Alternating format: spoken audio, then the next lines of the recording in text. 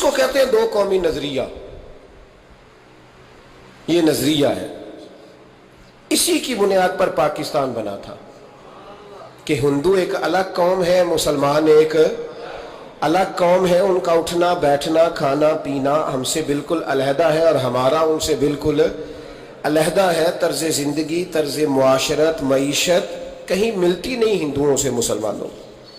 لہذا ہمیں ایک ایسا وطن چاہیے، ہمیں ایک ایسا وطن چاہیے جس وطن کے اندر مسلمان اپنے طریقے کے مطابق اٹھیں بھی، بیٹھیں بھی، چلیں بھی، سوئیں بھی. نماز پڑھنے کے لیے وطن نہیں بنایا گیا کہ ہم نے اذانیں دینی ہیں، نمازیں پڑھنی ہیں، جماعتیں کرانی ہیں. یہ کام ہندوستان میں آج بھی ہوتا ہے. وہاں مسجدوں میں اذان بھی ہوتی ہے، جماعت بھی ہوتی ہے، تلاوت بھی ہوتی ہے، مدارس بھی ہیں، مساجد بھی ہیں، عربی ادب بھی ہے، سارا کچھ ہے. وہ پریشان کرتے ہیں، اس سے قطع نظر کرتے ہیں، وہ تکلیف دیتے ہیں، لیکن پابندی نہیں ہے. یہ سارے کام وہاں بھی. پاکستان نماز کے لیے نہیں بنا، پاکستان تلاوت کے لیے فقط نہیں بنا، پاکستان نبی پاک کے نظام کے لیے بنا ہے کہ کچہری میں حضور کا دین نافذ کیا جائے گا، اسمبلی میں نبی پاک کا دین نافذ کیا جائے گا. حضرت عمر فاروق رضی اللہ تعالیٰ عنہ کے طریقوں کے مطابق حکمران اس ملک کو چلائیں گے. اس لیے پاکستان بنایا گیا تھا. اب تو کوئی یہ نعرہ نہیں نہ لگاتا، کوئی جماعت بھی یہ نعرہ نہیں لگاتی جتنی سیاسی جماعتیں ہیں.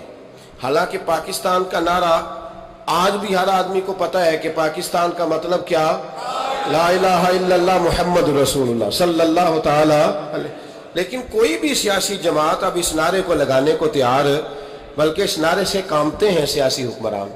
ان کو ڈر آتا ہے، ان کو پتا ہے کہ جب پاکستان کا ترجمہ لا الہ الا اللہ محمد رسول اللہ ہوگا تو سب سے پہلے ہمارے لیے مشکل بنے. ہمیں سب سے پہلے احتساب کے کڑے مراحل سے گزرنا پڑے گا. دیکھیں نا، جمہوریت کے لیے اگر پاکستان بنا تھا تو جمہوریت تو میں ہمیشہ کہتا ہوں ہندوستان کی جمہوریت آج بھی پاکستان سے بڑی مستحکم ہے. ایک دفعہ بھی وہاں ڈکٹیٹر کی حکومت نہیں آئی.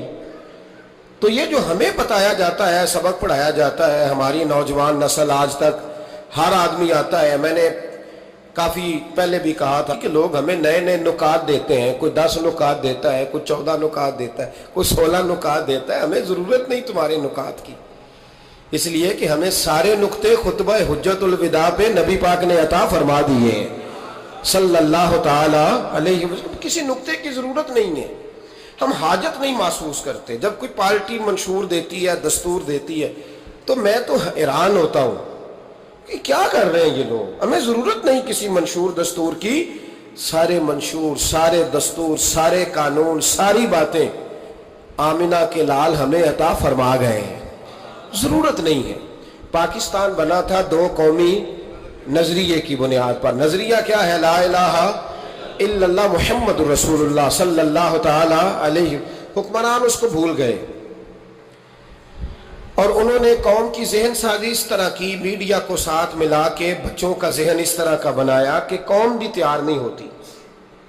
نظام مصطفیٰ صلی اللہ علیہ وسلم کے لیے قوم تیار، حالانکہ کافر کو آپ کی نماز سے کوئی مسئلہ نہیں. یورپ میں کبھی پابندی لگی ہے کہ مسجد نہ بناؤ؟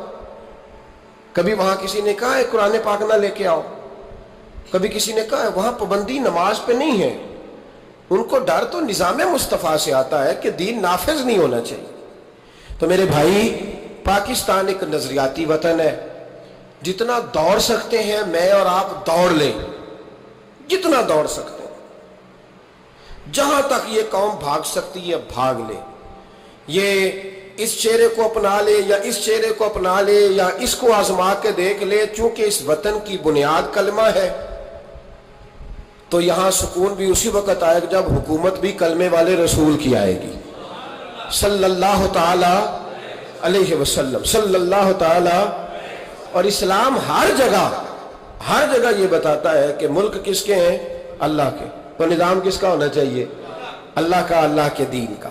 دنیا کی سب سے بڑی ہجرت ہوئی تھی جب پاکستان بنا تھا. دنیا کی سب سے بڑی ہجرت. 10,000 عورتوں کی عزتیں لوٹی گئیں جب یہ وطن بنا. لاکھوں لوگوں نے جانوں کی قربانیاں دیں.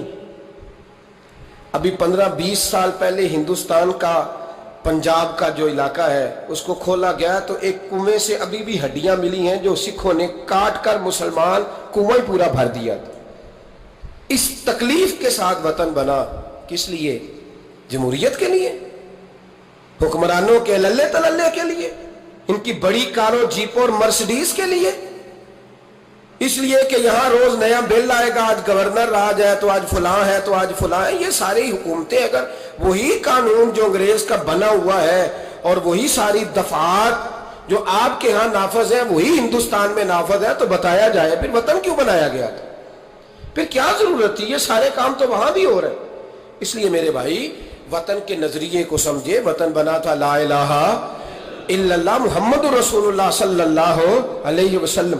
और इकबाल जो बानिए पाकिस्तान है, जो मुसव्वरे पाकिस्तान है, जो तस्वीर देने वाले हैं पाकिस्तान, उनसे किसी ने कहा था क्यों पाकिस्तान बनाना चाहते हो? हम जो एक मिल्लत जो है हिंदुस्तानी एक मिल्लत है, कौम है, तो क्या जरूरत है? तो इकबाल कहने लगे अपनी मिल्लत पर कयास अक़वाम मगरिब से न कर, खास है तरकीब में कौम रसूल हाशमी। नबी पाक की कौम अपनी तरकीब के लिहाज से हर कौम ने खास है। दीन का निफाज चाहिए, दीन नाफिज होना चाहिए। नबी पाक एक स्टेट के सरबराह बने थे, मदीना मुनव्वरा में हुजूर ने निजाम बनाया। आज मैं एक नई बात आपसे करना चाह रहा हूं। रोना रोते जमाने बीत गए, अब आगे की तरफ देखना है। जो कौमें माजी की लकीर पीटती रहती हैं वो मायूस हो जाती हैं, उनके जज्बे टूट जाते हैं। अब माजी को पीटने की बजाय मुस्तकबिल की रोशनी को देखना चाहिए। हमें नबी पाक सल्लल्लाहु अलैहि वसल्लम ने किसी वतन की तामीर के लिए जो जज्बात दिए हैं उन जज्बात पर हमें गौर करना चाहिए। हुक्मरान तो जो कर रहे हैं वो तो कर ही रहे हैं और जो वो करेंगे वो भी सबको नजर आ रहा है और हमें समझ लग रही है कि आइंदा भी क्या होने जा रहा है, हमने क्या करना है। एक जुमला मैं कहने लगा हूं, अगर किसी को तकलीफ हो तो मुझे खुशी होगी। एक जुमला मैं कहने लगा हूं, अगर किसी को परेशानी होगी तो मुझे बड़ा ही अच्छा लगेगा। किसी बड़े आदमी को परेशानी होगी तो मुझे खुशी होगी। वो जुमला क्या है वो सुन लें। ये मुल्क हुक्मरानों का नहीं है, ये मुल्क अवाम का है। इसलिए कि हुक्मरानों के बच्चे तो यूरोप में रहते हैं, इनकी तो टिकटें बुक होती हैं।